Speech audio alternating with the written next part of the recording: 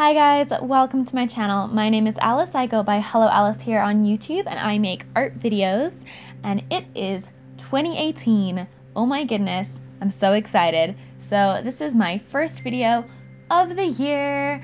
Welcome 2018, welcome New Year. Hopefully it will be better than 2017. I feel like in 2016, all of our favorite celebrities died, and then in 2017, the ones that were left were just like exposed as horrible people. So I'm really hoping that 2018 will be the year that we discovered that they all have amazing, wonderful hidden talents, like they can bake delicious cupcakes. Like, can that be the year? Anyway, I'm rambling. But I'm excited to be bringing you some art, and I'm going to be talking about taking critique today and how to take critique. Before I jump into that, I wanted to let you guys know a little bit about what I'm doing right now. So I actually bought myself an iPad Pro, kind of like as a congratulations for doing the 250,000 thing for myself. And I just thought it'd be a really convenient way to draw on the go, and I'll talk more about that. I'm going to do a whole video about drawing on the iPad Pro and Procreate specifically, which is the app that I'm using right now. So this is a digital piece. I did this on my iPad Pro in the app Procreate, which is a paid app, but it's like $10 with the Apple Pencil. And Procreate actually has a built-in function that does time lapses. So this is a time lapse, not a screen recording. So you can't really see like the brush, and you can't really see the different switching between layers and things like that. So hopefully you guys can kind of follow along to what I'm doing. Despite that, I may try to do a screen recording next time instead of a time lapse. We'll see. But that is what's going on. I'm not going to talk any more about the art right now. I'm just going to jump into the topic at hand, which is I'm going to talk about critique today. And I think that this is an important topic to talk about because if you want to be a professional artist, or even if you're going to be taking art classes or going to art school, critique is something that you're going to have to deal with, and it's something that is hard for a lot of artists. And one of the reasons I wanted to talk about this was I see a lot of videos on YouTube that are like things not to say to an artist and that kind of stuff, and I like those videos. I think they're funny and stuff like that, but I also think as artists we have a responsibility for how we react as well, and not everyone is going to be nice, and you're not going to like everything that everyone says, and sometimes even the most polite critique can kind of get your hackles up. And so I'm going to be talking, I feel like there's three different types of critique. There's polite critique, there's harsh critique, and then there's stuff that's just really, really hateful. So with polite critique, you see things like the typical sandwich format of critique. I really, really like her hair. However, I feel like the flowers on the fabric in the background could have been incorporated more, and you know, I feel like if you had made them wave more with the folds of the fabric, then that would look more realistic. But overall, I really like the piece. That's something that I would consider polite critique. It's sandwiched, you have the critique, you have it between two compliments. That's polite critique. So polite critique is obviously the easiest to deal with because, you know, people are complimenting your artwork and it's polite, and people usually go out of their way to make sure it sounds polite, especially people that have been in critique classes before and things like that. But also I think that critique like this can be easy to dismiss. Oh, well, it's fine, it's just a little bit, it's just a little thing and I'm just gonna move on. So I think that's one of the pitfalls with that kind of critique, is you can dismiss it really easily, but that's obviously the easiest critique to take. The second kind of critique I'm calling harsh, but really it's just blunt critique. So an example of blunt critique would be something like, I don't know what is wrong with the flowers in the background. Why don't they blend in with the fabric more? You should have made them warp with the fabric where the fabric folds. I'm using this specifically as an example because I ran out of time with this project and I kind of didn't do a great job with the flowers on the fabric. You're not really supposed to point out your flaws in your artwork, but because this video is about critique, I'm using an example of something that I noticed in my piece that I did that I would personally, if I saw this piece, I would critique it. That's what the biggest critique that I would have. And then you have hateful critique, and hateful critique is not really critique. It's basically just somebody bashing you and then trying to say that it's critique. Hateful critique is going to be something where they're personally attacking you, or they're just being not even rude, but just mean. So hateful critique would be something like, this picture is trash, or you're a terrible artist. It's not productive. It doesn't give you specifics of how to improve, and it doesn't give you things to change, and it's just somebody trying to make you feel bad. So as an artist, you're going to experience all three kinds of these criticisms and critiques throughout your career. And critique can be very hard to deal with at times, and I think that there are two main reasons why artists have a hard time with critique. And the first is that art can be one of two things. It's either your baby, and you've been working on it for so long that you really can't see any of the flaws, and I find this tends to happen when you're working on a piece that is really pushing you, and you feel like things are really clicking, and it's working out really well, and the piece is getting really close to your taste level.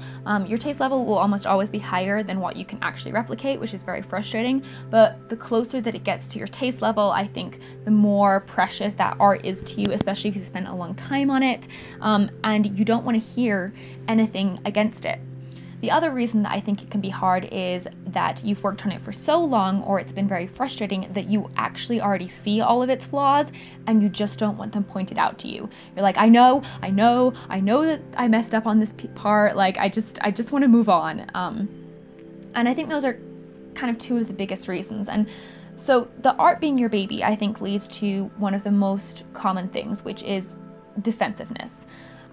Even if the critique is polite, people will be like, oh, well, no, actually, and then they make a bunch of excuses. So, for example, I'm going to use the flowers again. If somebody critiqued me and said, you know, I think that the flowers could have been incorporated more with the flow of the fabric, I could get defensive and I could say, well, actually, that's just my style, and I'm really interested. I wanted it to look like that. I wanted it to be more flat. And that's not true, because I didn't. I actually do love and have used in the past the idea of contrasting flat pattern with three-dimensionality, but that's not something that I was aiming for in this piece. Honestly, what happened was I ran out of time, and I did what I could in the time limits that I had, and overall I'm decently okay with it, but I recognize that may be a flaw in the piece. And when you get defensive, when you refuse to listen to what somebody is saying to you, then you can't actually improve. And you're being unwilling to open your mind. And this is especially prevalent if somebody gives you a harsh critique. I had a painting teacher, my college, I think my junior year or sophomore year of college, and she was a very, very harsh teacher. And she actually made me cry once. But because she was so blunt, when I first had her, I didn't want to listen to what she was saying. She would critique my paintings and I wouldn't really agree with her, and so I just tuned her out. I wouldn't listen to her. And she would get so mad at me, and she'd be like, don't you see what I'm talking about? And I was like, no, I don't. Like, I don't know what you want from me. And honestly, I had to get over myself. Like, I'm not a perfect artist. I'm not now, and I wasn't then. I never will be. There's no such thing as a perfect artist except for, like, I don't know, Da Vinci maybe.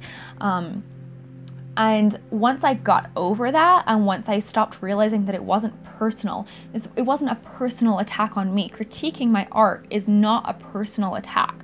Once I got over that, I started seeing what she was saying, and I started listening to her actual words instead of being hung up on the tone or the delivery. I started actually listening to the meaning behind the words, and my painting skills improved more in that one class than they have in any other painting class I've ever taken, because she gave you honest critique and honest feedback, and I wasn't able to use that, and I wasn't able to take that in until I stopped being so defensive, because defensiveness creates a wall. It creates a wall that stops you from being able to absorb critique. And if you want to be a good artist and you want to get better, then you need to be able to absorb that critique.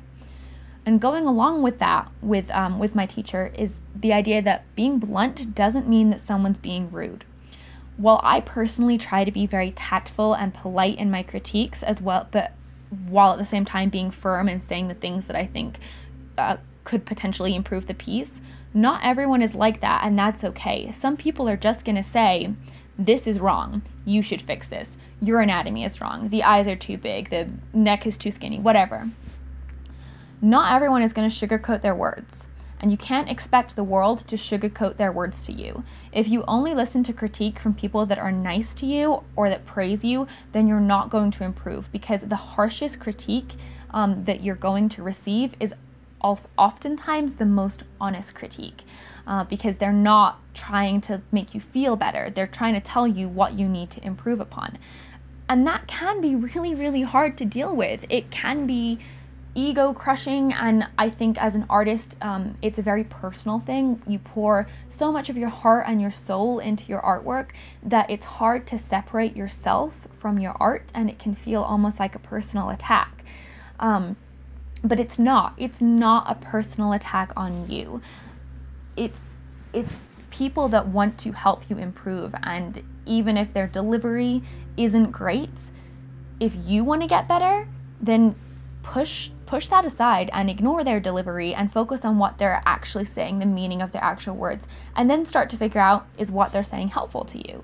And you need to put down your preconceived notions and open your mind and really, really think, is this helpful?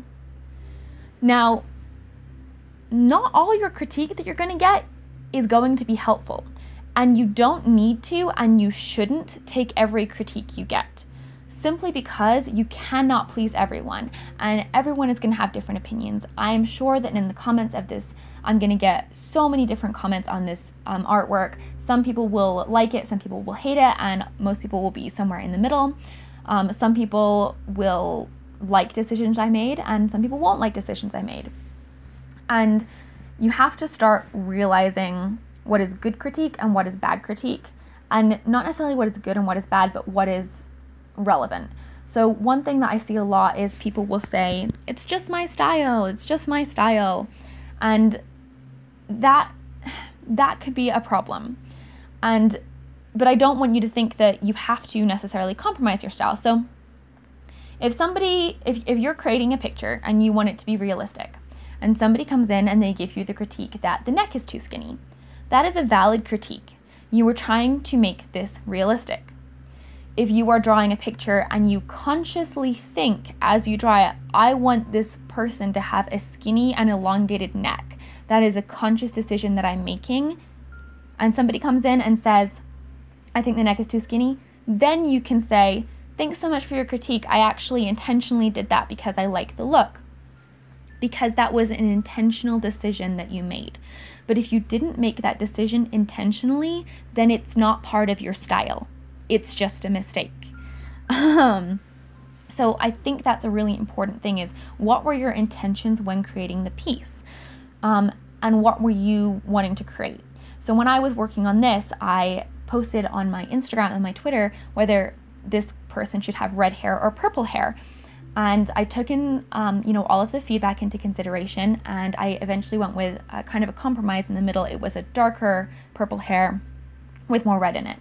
And I went with that decision for specific reasons. I felt that it was less predictable than red and green, and I liked how it played on the purple that you often find in succulents. So I thought that was an interesting color combination. If somebody in the comments says, I think that you should have made her hair red, that's good critique, but it doesn't mean that I need to take it, because I made the personal decision that I want her hair to be purple. I thought about it, and you can look at critique and you can think about it and think, would I like the picture better if it was done this way? But like I said, a lot of times that kind of stuff is going to be things like color choice and things like that. A lot of times if there's like a glaring error in your painting or the composition is really off, kind of listen to the majority as well. It's good to get multiple opinions. If 6 people are telling you that your anatomy is off, your anatomy is probably off. So learning how to sort good critique from bad critique can also be really hard, but the first thing that it starts with is listening to the critique. And once you listen to it and you open your mind to it, you can consider, do I think that this will help it? Do I think this won't help it? But if you just get defensive right away and ignore the critique, then you're not even giving it consideration. The other thing that I notice, or that happens with me, is a lot of times I will see all the flaws in the piece. So I've mentioned before, I wish that I had had more time on this piece and that I had been able to work more to incorporate the succulents into the folds of the tapestry in the background. That's something that I wish that I had done or been able to complete in this piece. I see that flaw. So if people point it out, it's kind of like, yeah, I know the problem. And that can be frustrating as well. But you also have to understand that people aren't mind readers, and it's generally not considered kosher to point out the flaws in your own art. The only reason I'm doing it in this video is because this video is specifically about critique. You generally don't want to point out the flaws in your own art because you want to see if other people will see them as well. So if somebody says, you know, if you've drawn a character and you know that you messed up anatomy somewhere and somebody points that out, you can say, yeah, I noticed that too, thanks so much. And then you can ask them, do you have any suggestions of how to fix it? Because if they've noticed it as well, they may be able to help you fix it. So even though it can be frustrating hearing something that you already know, there's still usefulness in that because that person may be able to help you correct the problem. The last thing that I kind of want to talk about is hateful critique. So I've talked about polite critique and harsh critique and why they're important and why you should listen to them. Hateful critique is a completely different beast. And there's a couple things. The first thing is that really try to not confuse harsh critique with being a hater. Just because somebody doesn't sugarcoat their words doesn't mean that they're a hater. It may hurt your feelings, but it doesn't mean they're being a hater. It also doesn't mean that it's not valid that your feelings are hurt. It's okay that you're kind of defensive over your art. Art is very personal. What's more important is recognizing that you're that way and taking a step back from that.